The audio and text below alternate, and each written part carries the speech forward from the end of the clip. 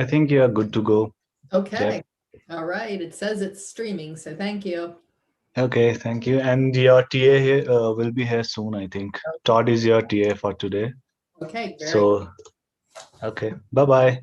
Bye. Let me make you.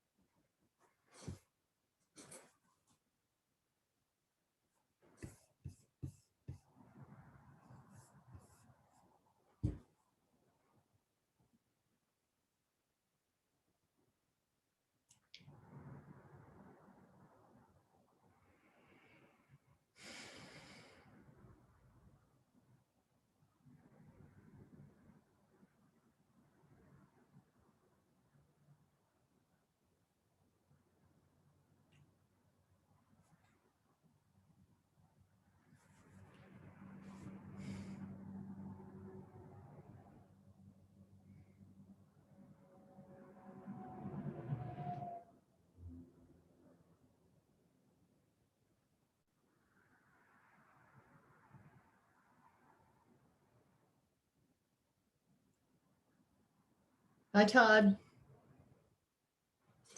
Hi, Deb.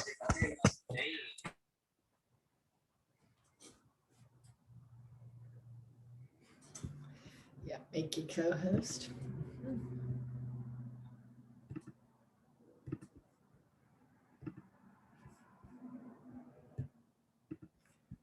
Thank you so much for making me your co-host. You are welcome.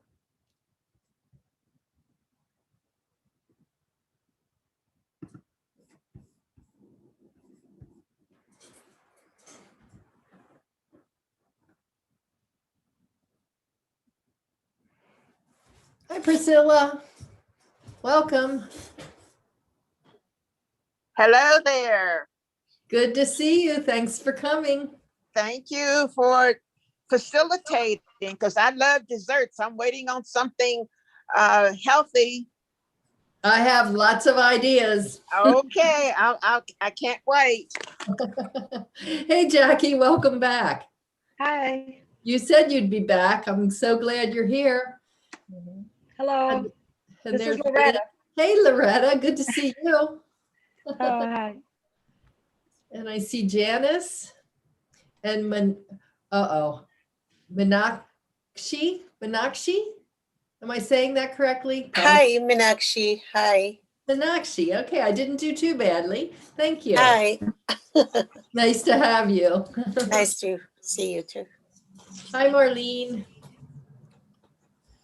Hi, Sandy. Janice, I see you're here. Can you hear me? I can, yes, thank you. Okay, hi, Janice.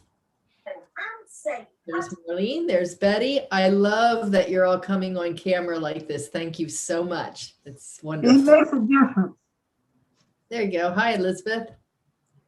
Just give it a second here. We still have some folks coming on, and while they're coming on, I'll just say that you see that little block somewhere that says "Get Set Up," and there's no face in there, and that's Todd, and he's our teaching assistant today. So he's going to be in the background, in the chat, managing anything that you might ask that you put in the chat. Now, I'm going to encourage you also just unmute yourself and speak, but I sometimes get carried away and don't remember to check the chat, and people put things in there. So I don't want to miss any questions.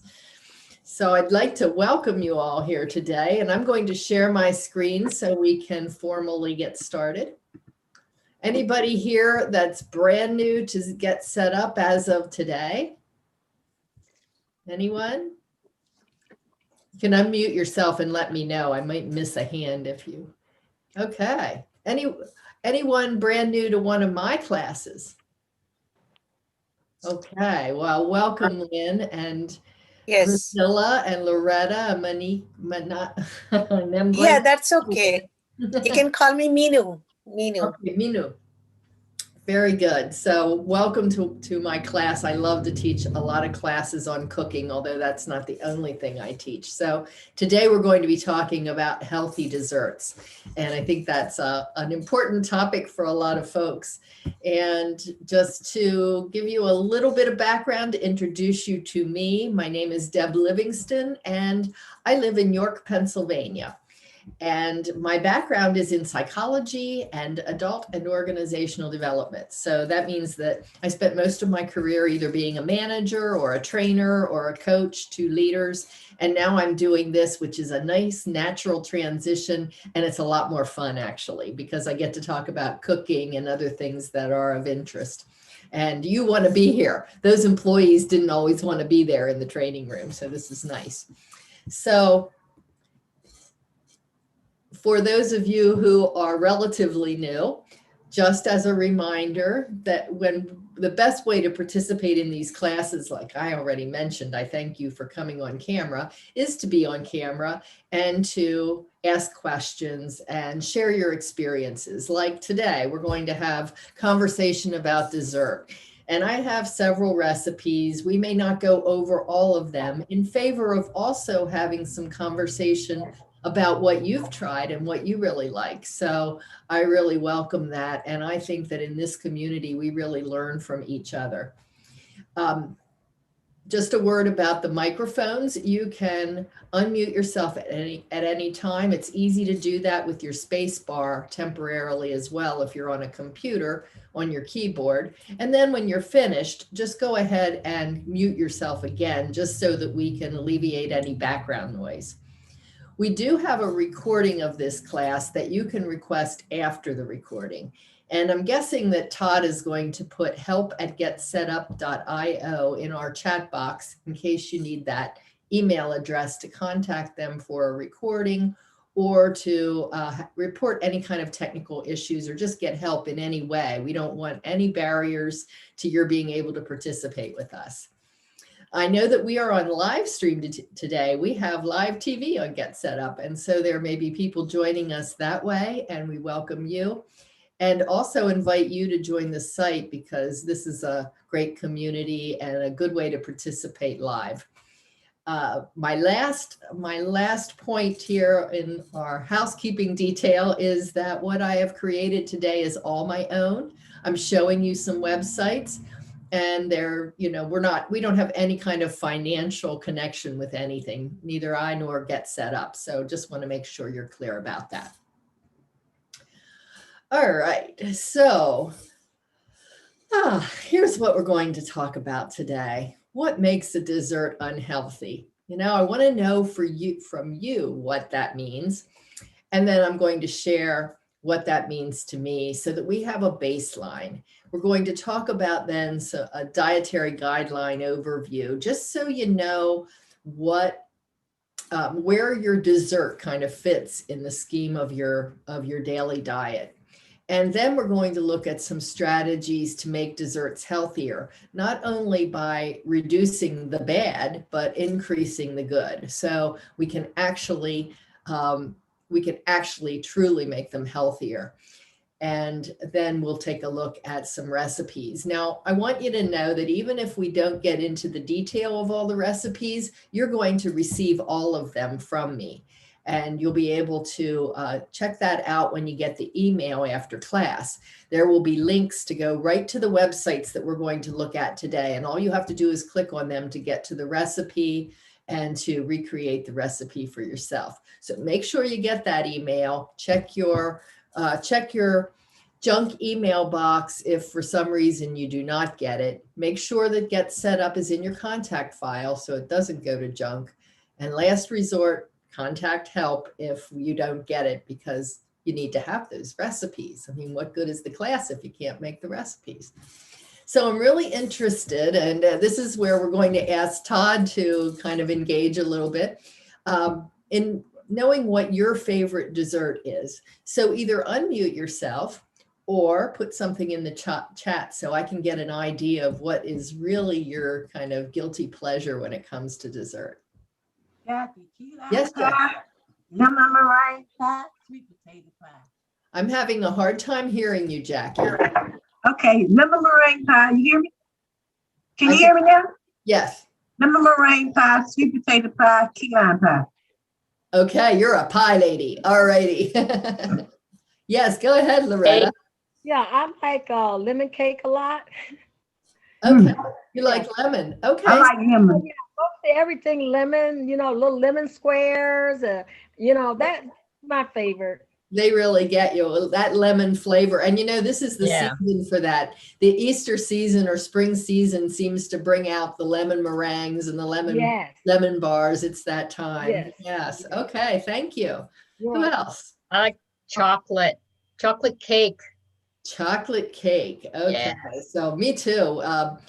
Mayonnaise cake. If you've ever had one of those with chocolate, right? Oh, delicious. Yes. So we're talking about some chocolate today, but not cake. But that doesn't mean that you can't apply some of the things we'll talk about to the chocolate cake recipe that you make to make it a little healthier if you like. Who else? Mine is good old fashioned ice cream. Oh, me too. Yep. Love the ice cream.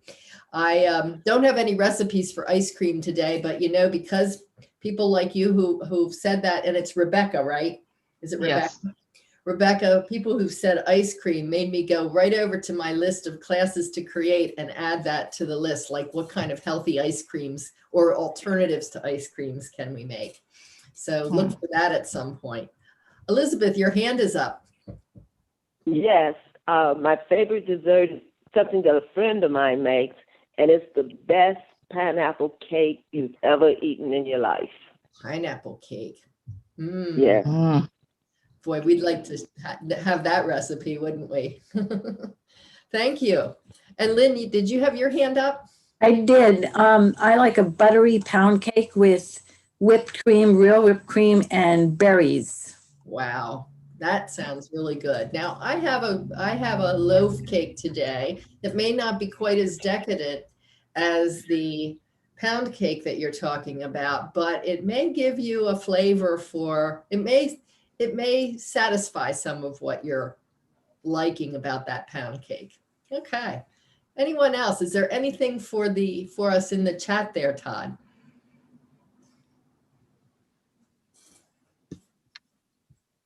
I have my hand up. Oh, I'm sorry. Yeah, that's okay. Go ahead. I think cookies, because I can't eat just one, and they're so easy just to eat multiple of them, they're just gone next. Yeah, exactly. So what's your favorite cookie? Oh, there's enough, probably chocolate chip. Okay. Yeah. Yeah, chocolate seems to be a favorite of a lot of people. So we have a recipe. It's not a cookie, but it's a bar. A bar. And it has chocolate chips in it. So you might find that interesting. Yeah. All right. Yes, go ahead. Yeah, I like lemon tarts, Mm-hmm. like anything with lemon cake or tarts. Yeah, we have 3 people today who've talked about lemon flavored things. That's interesting. Yes, Loretta. Yeah, my favorite cookie is peanut butter cookie, but it's like those big ones that's so soft and so good. I love peanut butter cookies. Oh my gosh. So what are we going to do after this class? We're going to get off and make ourselves some desserts. So let's see if we can go ahead and get some strategies for maybe lightening them up or making them a little healthier, or even giving some alternatives. So I'd like to know, when you thought about unhealthy dessert, what did you think of? What makes a dessert unhealthy in your opinion? Sugar and butter. Yep. Sugar The and oil. The oil. the oil, the fat, okay. And too much sugar. Too much sugar, yep, sugar, Yeah, fat. sugar, Anything else? Anything besides Flour. that? Flour. White- Yeah. White flour. Hoping to hear that. Yep, white flour. Yep, those are some of the things. And here's my list. Well, it makes it unhealthy for me if there's too many calories, because then it doesn't fit into my scheme of the day. I have to not eat breakfast and lunch if I want to have dessert. So too many calories makes the scale weigh a little heavier. And too large a serving size. We have been in the United States anyway, really have been supersized, not just by Wendy's, but by everybody. And so these servings that we get when we go out to eat for dessert are quite large. Now they're starting to do a little bit better with that in some cases, but I will just point out an example. When you go to an ice cream store, do you think they ever serve you a serving size? Does anybody know what a serving size of ice cream is? Half cup. It's a Half a cup, You're yeah. absolutely right. A half cup. Have you ever been to an ice cream shop that gave you a half cup of ice cream? I don't think so. We'd probably Yeah. complain mightily if all we got was a little half cup dish, wouldn't we? So we've got to think about serving sizes. And we have some recipes today that kind of work on a smaller serving size scale. Too much sugar, you've already said. Too much fat, you've said. Absolutely. And too much refined white flour. So remember, I talked about not just eliminating the bad, but increasing the good. And when we eliminate white flour and replace it with something that has some nutritional value, we're increasing the good and getting rid of the bad. So let's take a look at what we need to consider. So here we are. The United States government puts out dietary guidelines every 5 years. And these give us just a sense of where we might start. Now, we're all physiologically different, so none of us fits this perfectly. But in general, we can start with an idea that women at our age should probably be taking in somewhere from 1,600 to 2,000 calories a day, more or less depending upon activity, metabolism, that sort of thing. And men, 2,000 to 2,500 per day, again, depending upon all that activity. And the two of the three micro or macronutrients that I want to focus on today, because they're in those desserts that we want to work on, are fats and carbohydrates. Now you can see from here that fats are really fatter. They're 9 calories per gram, as opposed to carbohydrates that are 4 calories per gram.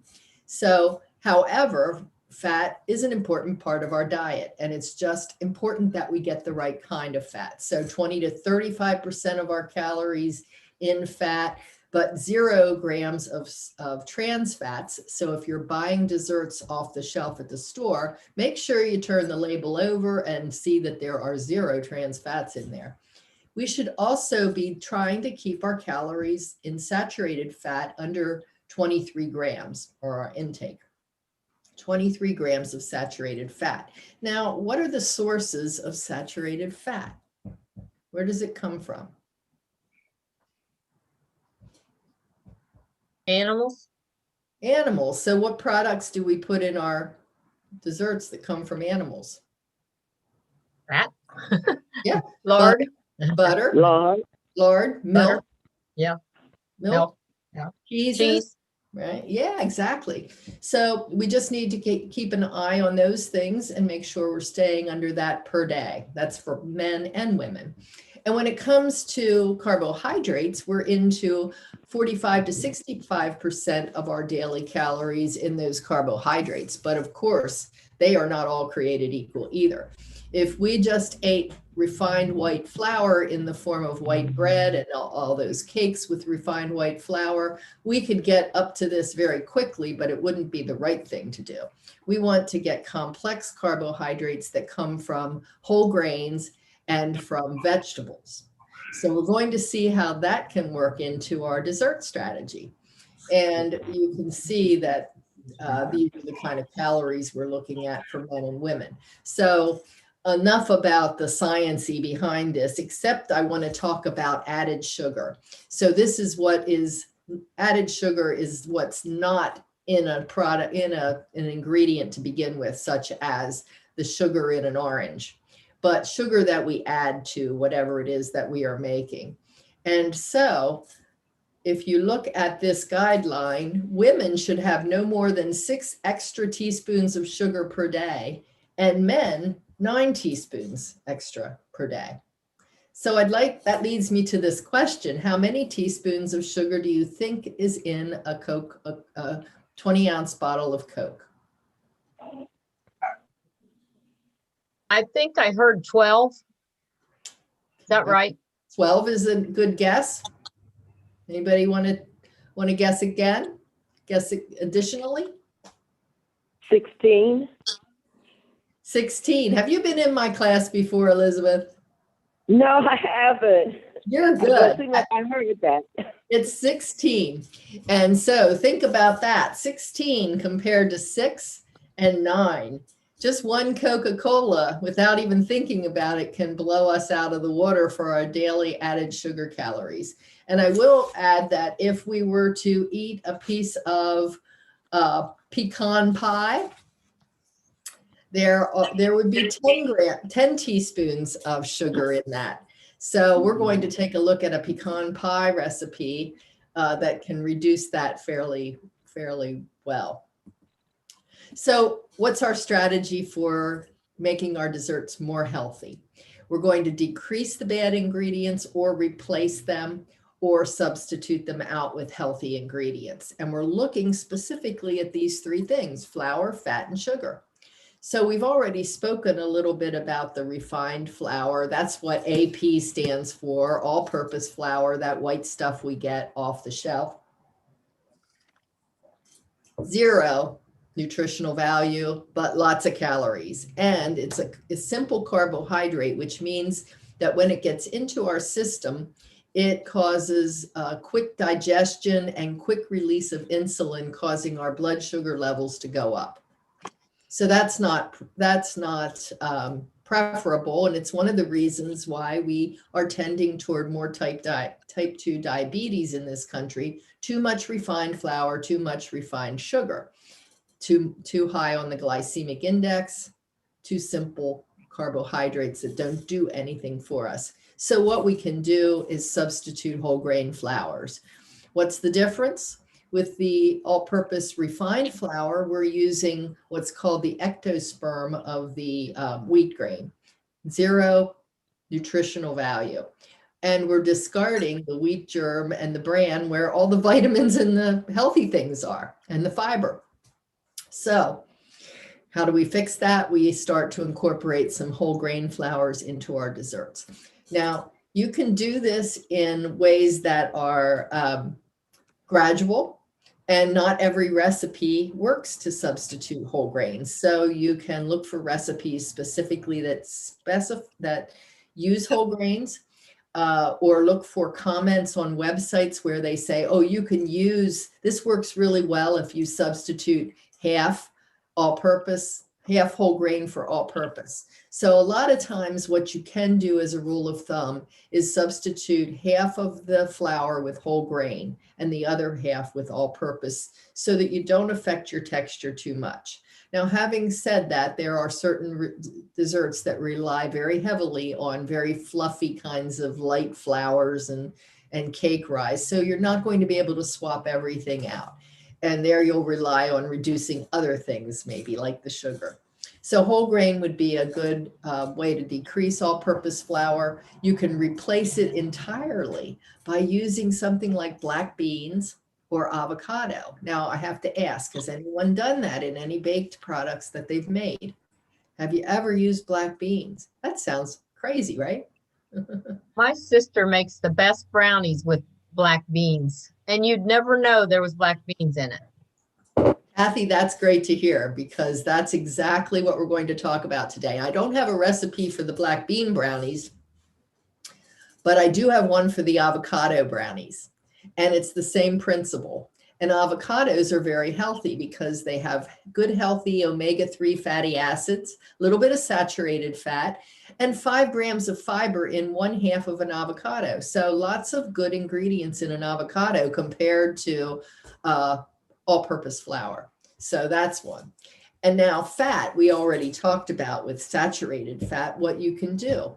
So, or where they come from. So we said what? Animal products, milk, butter, cheese. What did I miss? Yogurt.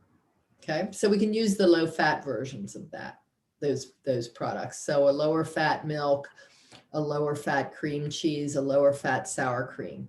I really don't necessarily recommend the no fat versions. I don't think they taste very good. And I think that sometimes they include fillers and other ingredients in those to get the consistency and some kind of taste to normal that is not really preferable. So low fat versions are pretty good. And then also substituting healthy fats instead of those animal fats. And healthy fats, top on my list is avocado oil. Has a little bit of saturated fat in, but the omega-3 fatty acids that are in there are really a good balancing oil, good healthy oil for you. Olive oil, the same thing. Canola oil is workable. And I also like coconut oil, even though that does have some saturated fat in. I especially like unrefined coconut oil because it tastes like coconut, and I like to put it into things like brownies where I like a little coconut taste. But you can also buy refined coconut oil that doesn't have such a coconut flavor. Okay. So has anybody used any of those oils and liked them? Have you tried any of those? No. Avocado oil, #1 on my list. That's a new favorite of mine. How about this next one? This was pretty popular several years ago, using applesauce or pureed fruits as a replacement for fat. Has anybody tried using applesauce in a cake or in muffins or anything? I've used applesauce. Okay. I've used applesauce, but it was a substitute for sugar. Ah, okay. So it was a substitute for sugar. That's interesting. I've substituted applesauce for oil. Not all the oil, but a lot of the oil. Because Okay. you need a little bit of oil, I think, to make it moist.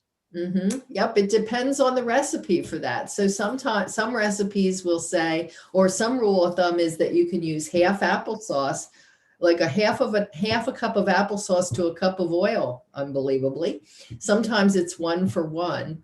And in some recipes, if you're experimenting, you will see that they get just as moist without the oil, ironically. So it is a matter of maybe using recipes that are specifically written for those ingredients, and then trying things out and testing them with your own recipes, maybe a little bit at a time, and increasing as a strategy, increasing the amount and just experimenting. But you can go beyond applesauce. You can use pureed prunes. They're dark, but they would be delicious and very rich in a chocolate recipe.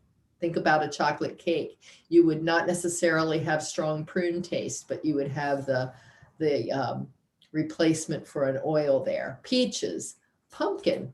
So think about those dessert breads that we make. We can use apple, pumpkin, peaches, pureed in there as a replacement for the oil. And again, we can use avocado, and we can use mashed bananas. So I'm suggesting that what you try is take one of your recipes and use a little bit in there for part of your oil and see how it works out for you. Any thoughts about that? You think you would give that a try? Okay. How do you know how much to use it? Sorry. I'm sorry. Okay. That's okay. I know that's what happens when we're in these rooms, but that's all okay. Marlene, let's start with you. No, I've used both applesauce and pumpkin, and I've also used applesauce to replace the egg. Oh, that's interesting. And how did it work? It works fine. You can't tell it's like you use 1/4 cup of applesauce for the egg. I have a granddaughter that has an egg allergy. So when I'm baking you know, and it's something she's going to eat, then I fix it so she can eat it and eliminate the eggs. So there's lots of flexibility in our Yeah. desserts that we might not necessarily think of. And right away, you make those so much healthier for a lot of people. You can avoid, Right. people can have dessert who have egg allergies. That's wonderful. Now, who else was also speaking? Yeah. How do you know how much to use applesauce or pumpkin or avocado? Like if the recipe says something like 1 cup of regular oil or butter. Yeah. So how do you decide? Well, I think what I would probably do to start, again, you need to either find a recipe that uses it or a recipe that's similar. You can Google the substitute. Like if you're making a recipe for a particular kind of cake, my strategy would be to go in and say, can I substitute fruit puree in chocolate cake or something like that?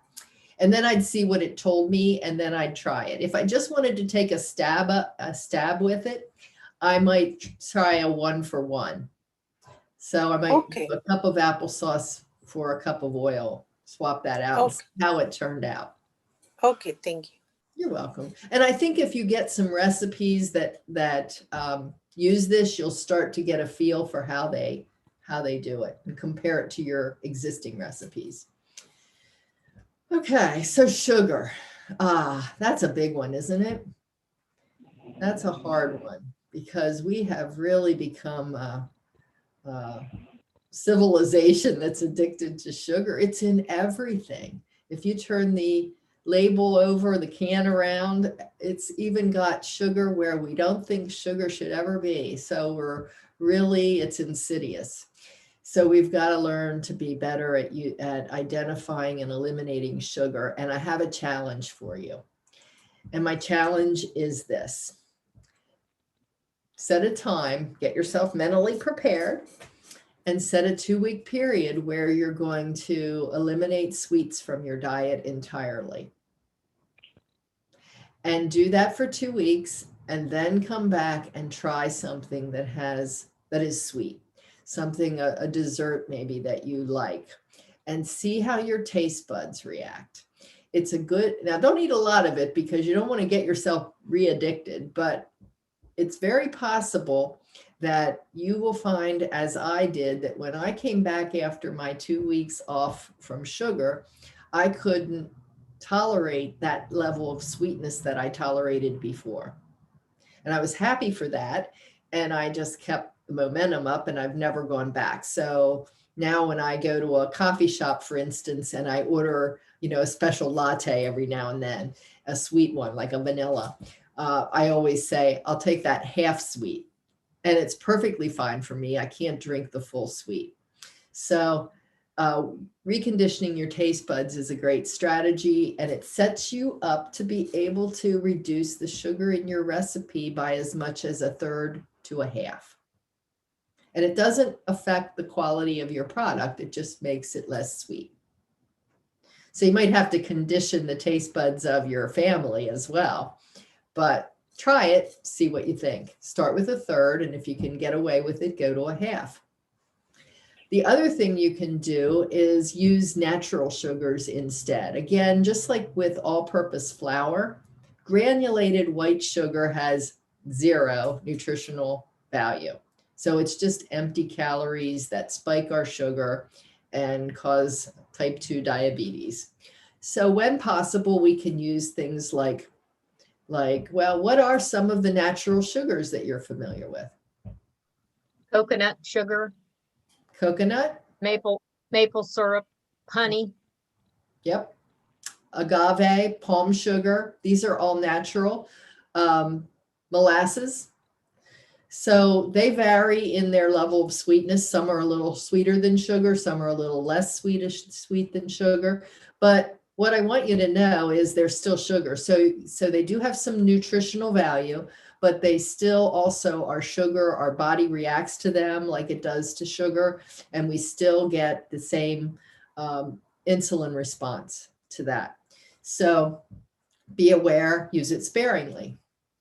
Now, fortunately, there's been a lot of progress since the days of NutraSweet, you know, the blue, the pink, and the yellow, and packets, right? So I definitely say take the blue off the table, because that has been linked through research to neurological problems if eaten in excess. The yellow and the pink are still artificial sweeteners. But now we have things called sugar alcohols, and they are examples of those are right here: erythritol and xylitol. They sound like chemicals. They don't sound like something we should eat, but they are actual natural ingredients, and they are chemically composed in a way that our body doesn't really recognize as a sugar. So we don't digest them like we do sugar. Hence, they don't have that spike to our insulin levels. And so they move through our system. So I'm wondering, has anyone ever heard of these sugar alcohols or used them? Anyone? Oh, then this is exciting, because this could open up a whole new thing for you. Erythritol or xylitol can be found in the store. It's typically in a blend with something else. And they're doing a much better job of blending things so that you can use them without converting. You can use them the same way you use granulated sugar.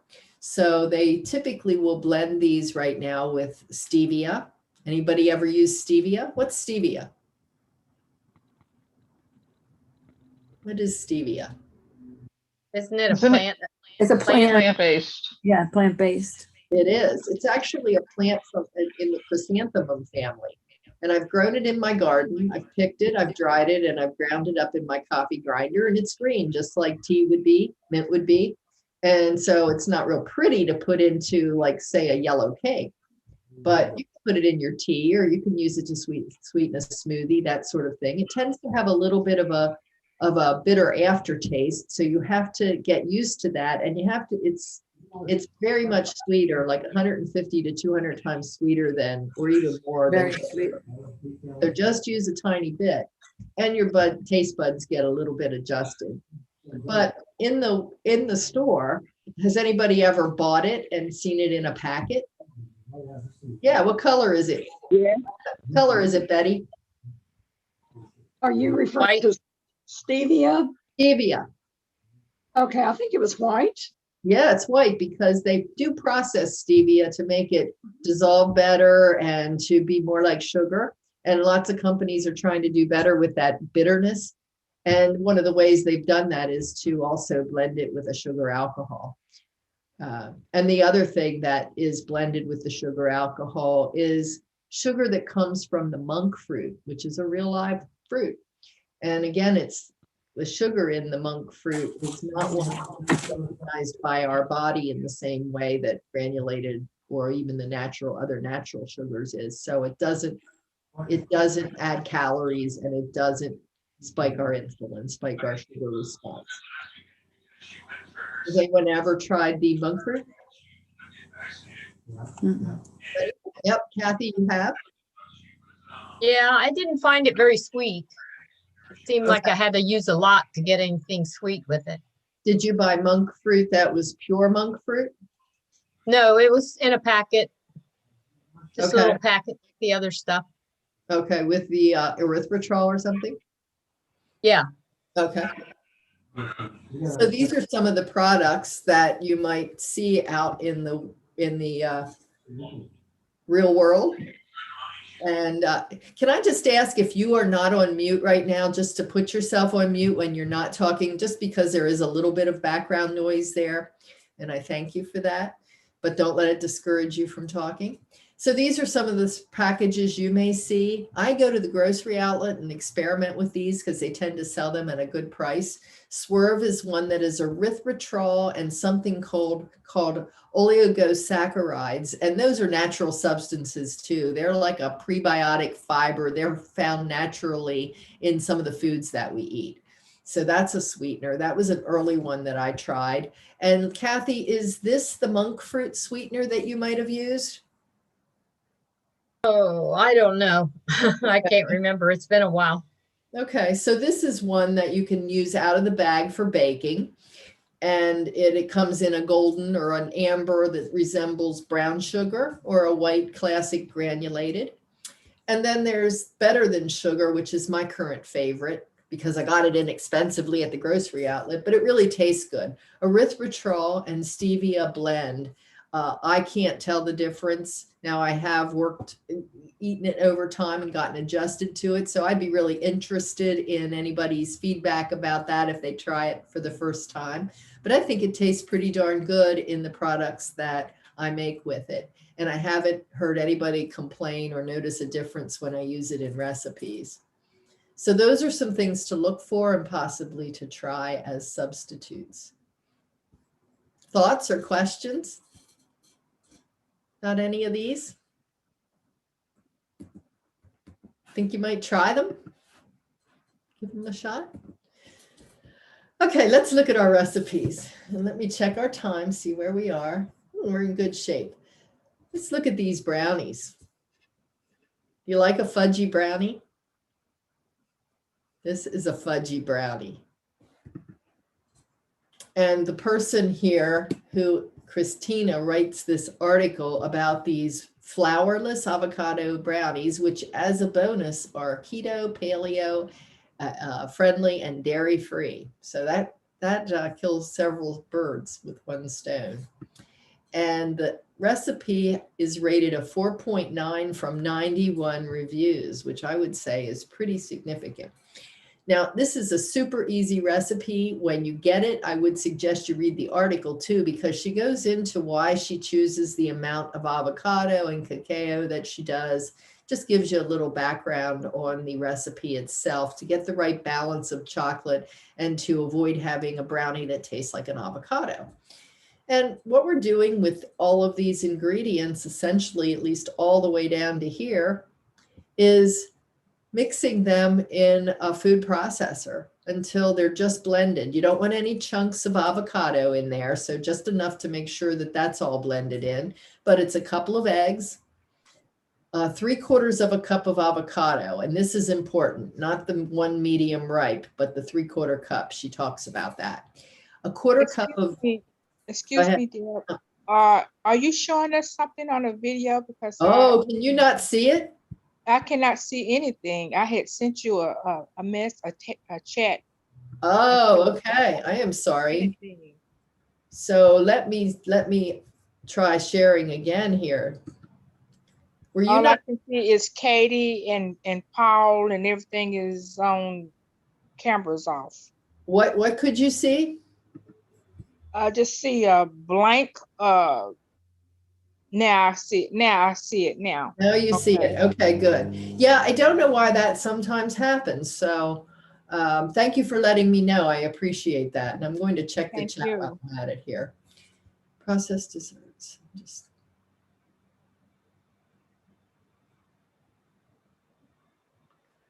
Okay. And could you see, Valentine, just to be clear, was that just happening when I clicked on the recipe? That was happening the whole time. I could not see you. When I first joined the class, I saw your face, and then it went blank. I could hear you talking, but I couldn't see anything. After that, I couldn't see anything. Nothing. Did that happen to anybody else? Okay. No, I could see it. I could see it the whole time. Okay. All right. So maybe Todd or Phil might be able to help you out about Valentine behind the scenes.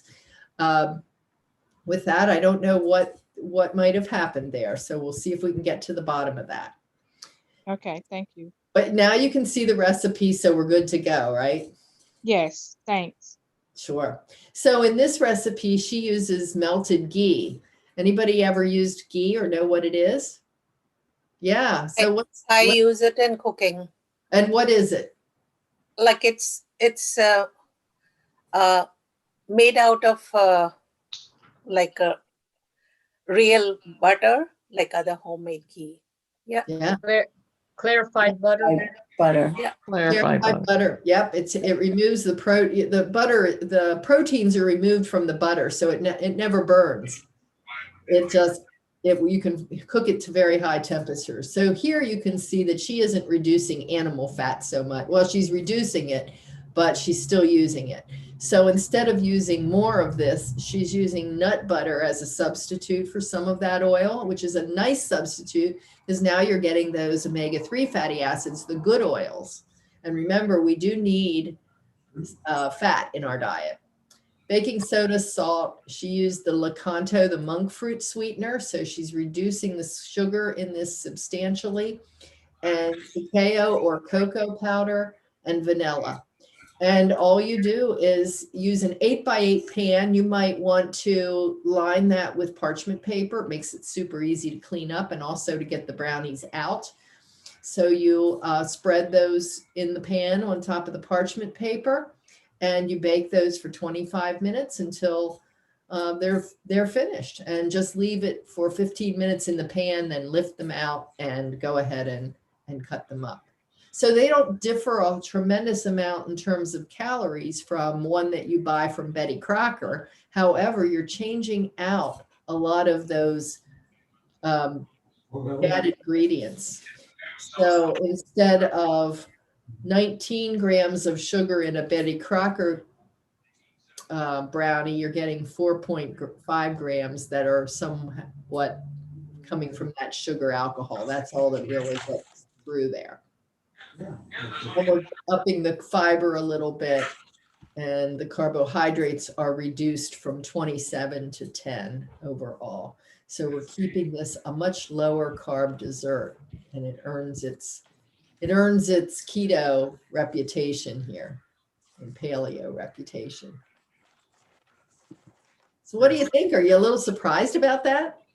An avocado to make a brownie? Yeah, it's pretty awesome. And I have testimonial that some people from this class before you have made it and come back and told me that in another class they made them and really enjoyed them. So I feel kind of confident that you might like them too. Yeah, why not? Choice, more fun, right? I hear some background, so I'm just going to do some muting here. Okay, there we go. Now, I know we had some pie fans, but nobody mentioned pecan pie. Is anybody a fan of pecan pie? I am. I love them. I love them. Okay. Well, let's look at a substitute for pecan pie, because I have to tell you, I love them too. And they are one of the worst, because what are they loaded with? Sugar. Sugar. Oh, sugar. What else? Syrup. Yes. How about butter? Oh, yeah. Butter. And eggs, of course, but eggs are healthy. I'm not disparaging eggs. Now, And the pie crust. And the crust, exactly. So that's another area that we can do a little work on. Just to give you an idea, a pecan pie, a traditional piece of pecan pie is 588 calories with 83 carbs, 7.5 grams of saturated fat, and 42 grams of sugar. I think I mentioned that in the beginning when we talked about sugar. So let's see if we can do a little bit of a makeover here. And again, we have the benefit of these being appropriate for somebody who might be vegan. And I want you to look at this recipe and tell me, if you can, why this is qualified as vegan. So coming down here, this looks like a real pecan pie, right? Looks beautiful. There's that half of a serving of ice cream, half a cup of ice cream. Calorie count on this does not include the ice cream. I just want you to know. So getting down here, this does not have any of that corn syrup in it. It takes relatively short amount of time to make. And these are the ingredients, the pecans, of course, and in place of the corn syrup, we are using natural sugars, molasses, either blackstrap or regular. I used blackstrap in this, and then maple syrup, honey, or agave. And it depends on how strong you like your flavors. I went with the maple syrup. So I wanted those intense flavors of the two. A 1/4 cup of flax meal that's whisked into 1/3 of a cup of water, and then an additional tablespoon of water or bourbon, some vanilla, a little salt, and then some garnishes. I left those off. I didn't want the extra calories. So let me ask you, looking at that list of ingredients, what makes that a vegan recipe? Can anybody guess? So vegan is No eggs, animal, no dairy, no eggs, no eggs. So what's taking the place of the eggs? flax meal and the water. Yep, flax meal, when you whisk it into water, and let it sit for a while, gets thick like eggs. It has the same kind of consistency as when you beat an egg, and it acts that way in the recipe in this case. So it's a nice way to also get more omega-3 fatty acids and more fiber. So wholesome ingredient. In this recipe, she gives you a version of a pie crust dough that's a healthier dough because you can substitute whole wheat for all or at least part of the crust. It's a roll, it's a spread out in the pan kind of a dough. You don't have to roll it out, and uses melted coconut oil instead of lard or butter or some of the other oils that you might use. Now you can use vegetable oil as well, like one of the others. I would not use olive oil. I think it tastes kind of strong unless you would use a light olive oil. I would use the avocado oil. So you just press that in the pan. You can pre-bake it for 10 minutes, which is a nice way to know that it's really, really done. And then for the pecan pie, you just whisk all the other ingredients together, but you put it in the refrigerator for about 30 minutes so that flax can do its job and thicken up the filling. You pour it into the crust that's been pre-baked and bake it at 350 for about 35 minutes. And at the conclusion of that, turn your oven off and let it sit in the oven for another 10 minutes to set up. So it couldn't be easier, and I thought it was very tasty, very, very tasty. And here's I think I have, sometimes I forget where these nutritional labels are. I'm missing it.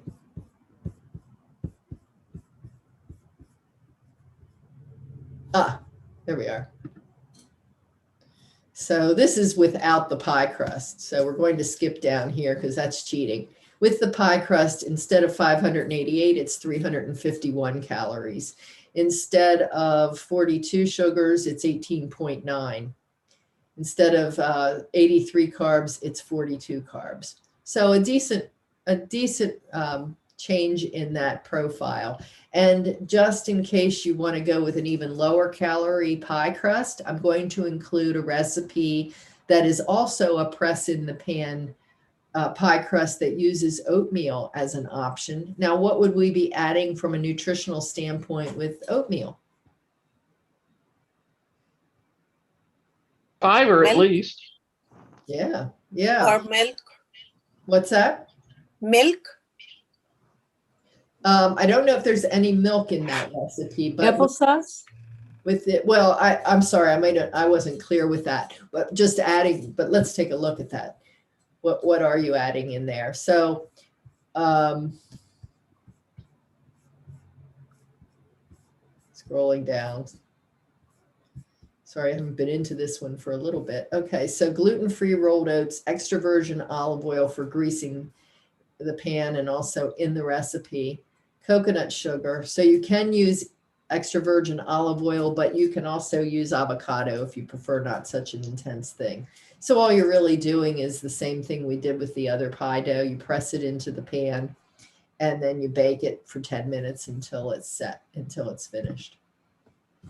So I thought that oatmeal would taste good with nuts, and it did. I really enjoyed it.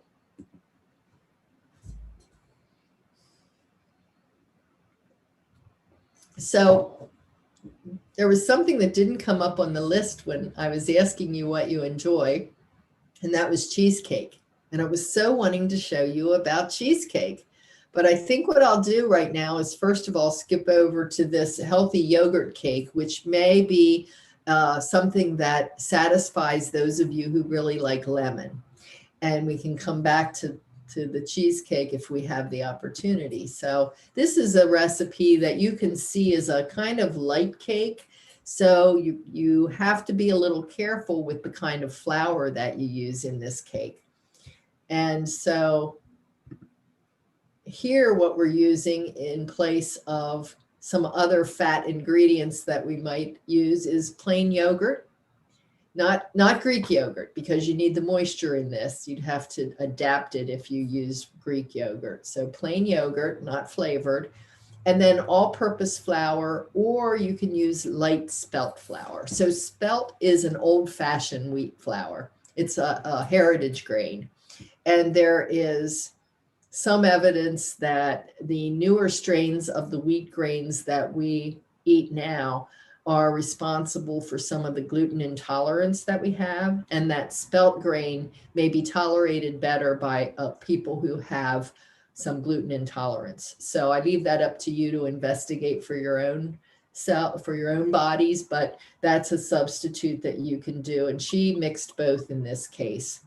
She used white or unrefined cane sugar. Honestly, I would use better than sugar or one of those other substitutes that I went over with you. That's a great way to reduce the carbs in this cake. And then you would measure that the same way. You can use vegetable oil. She used canola. Again, I'd probably use avocado. 2 eggs, baking powder, vanilla essence. I just used vanilla extract. That was perfectly fine. And here you are, the lemon zest. And then there's a glaze on here. And I think this is an elegant way to use a little bit of sugar for a lot of flavor. You can even use a sugar-free jam if you would like. And that glaze is going to be that jam that is just gently heated on the stove until it melts, just until it's spreadable. You don't need it to be piping hot. It just has to melt. And you're going to make this like you would a traditional cake, in that you put all of the wet ingredients, the eggs and sugar you beat first, and then add the oil, the lemon, the vanilla, and mix that, and then add the yogurt. Notice that they're saying not very cold here. So you want that yogurt to sit out for a while, and just blend all those together, and then blend your dry ingredients in another bowl, put them all together, and scrape it into a prepared loaf pan and bake it for 35 to 40 minutes. And then as it cools down, you can brush it with that jam. So this one can really become a nice light dessert for you, especially if you substitute that sugar out. And I like this because she provided some notes that would give you some additional tips about the cake. And so this is a cake that has 287 calories, 2 grams of saturated fat only. And even with this, it's 14 grams of sugar, which isn't really a lot. 14 grams of sugar is a little more than 3 teaspoons. So using the sugar substitute just cuts that virtually all out. What do you think about that, you lemon lovers? Do you think you would enjoy that? Yeah, that looks good. That seems high in cholesterol. Oh. Yes, I would enjoy that. Let me see. So I have something to tell you about that, though. I am not ever really, where is the cholesterol? 45 milligrams. I wouldn't even worry about that. Dietary cholesterol is not what they once thought it was. Remember when we were told we shouldn't eat eggs because they're high in cholesterol? Right. Well, they have backed that way off, and they have said that we can add eggs into our diet. 1 to 2 eggs per day is not going to cause us any kind of harm, because our liver makes most of the cholesterol in our bodies, like 70 to 80%.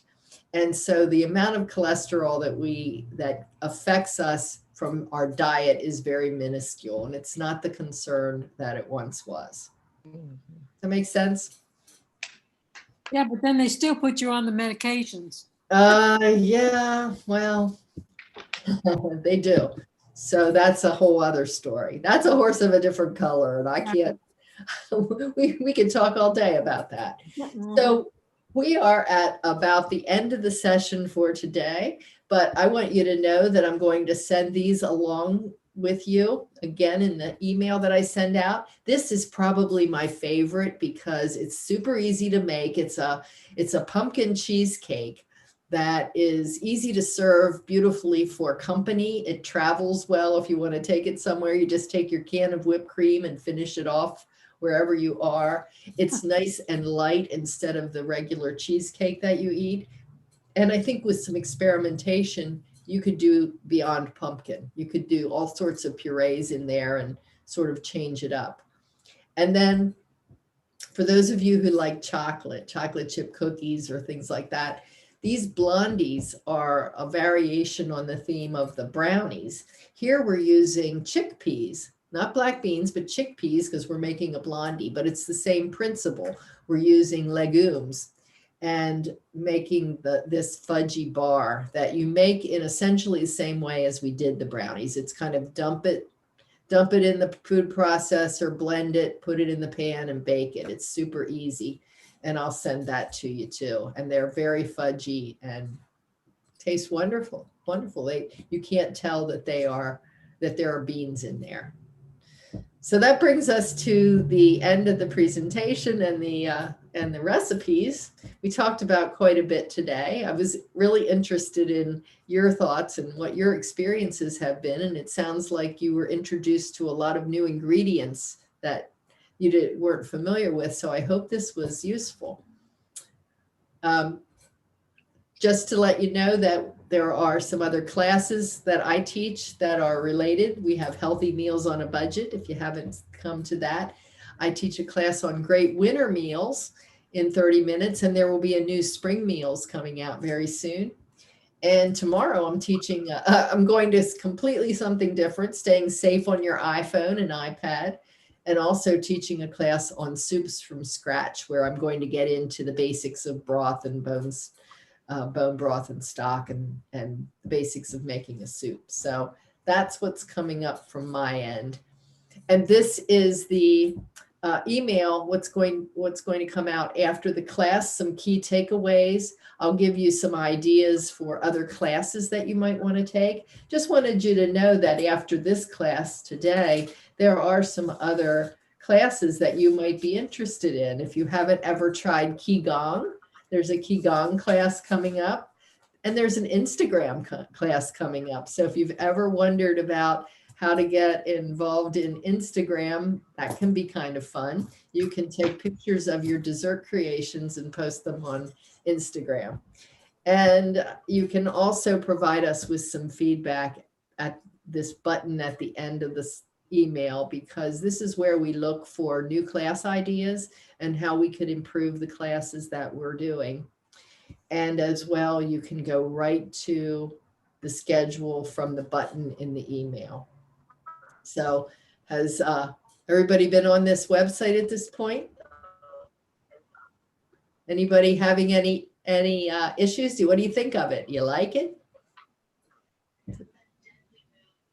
Okay. I love the classes. I just tell everybody about them. Fabulous. Thank you for saying It's good. Yeah. Thank you for saying that, because that is something that is really, really important to us. We want to really grow this community. It's not just about taking classes. It's about building community, bringing your friends. We have people who bring their friends that maybe live far away, right? It's a good way to connect online if you're not physically close to one another. And so there's opportunities all over the place for you to be able to copy a link and send it to your friends. Just invite others. We want to get set up to grow. That's how we're going to be able to benefit you and stay vibrant and global and just make this a wonderful community.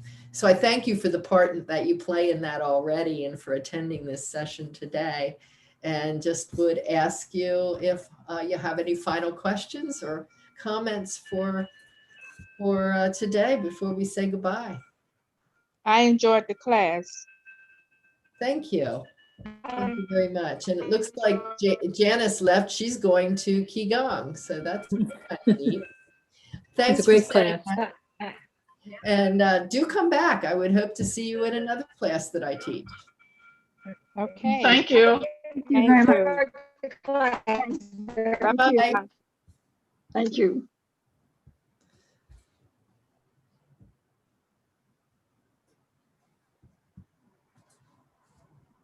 Thanks for having me, Deb. Bye. Todd. Bye-bye.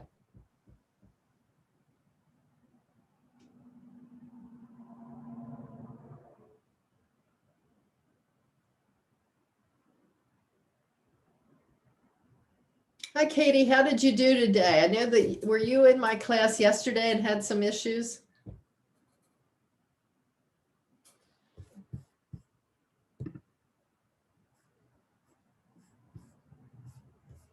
Anna, are you still there? Can I help you with anything?